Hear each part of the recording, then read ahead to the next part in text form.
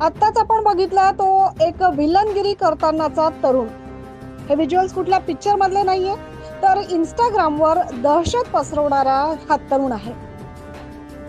आपण बघू शकतोय कशा पद्धतीने सोशल मीडियावर याने आपल्या पोस्ट शेअर केल्यात आणि त्या चांगल्याच व्हायरल झाल्याचं देखील बघायला मिळालंय.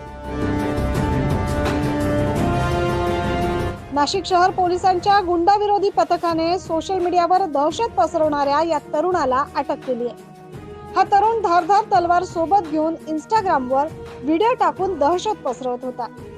गुंडाविरोधी पथकातील अंमलदार यांना मिळालेल्या गुप्त माहितीनुसार इंस्टाग्रामवर दीपक यादव नावाच्या संशयित व्यक्तीने दहशत निर्माण करण्यासाठी तलवार हातात घेऊन फोटो पोस्ट केलाय.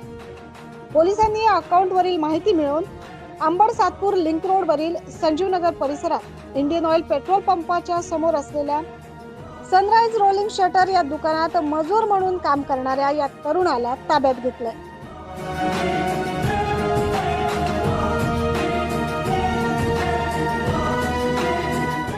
मूळचा उत्तर प्रदेश मधील असलेल्या या युवकाला अटक करून त्याच्याकडून एक लोखंडी धारदार तलवार आणि एक लोखंडी गुप्ती ताब्यात घेण्यात आली.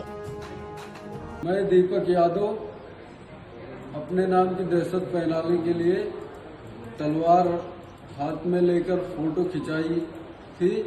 मेरे को नासिक के गुंडा स्क्वाड ने गिरफ्तार कर लिए हैं।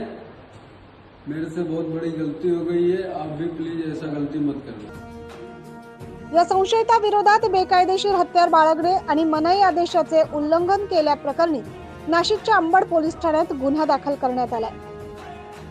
Bureau report 9 news Maharashtra.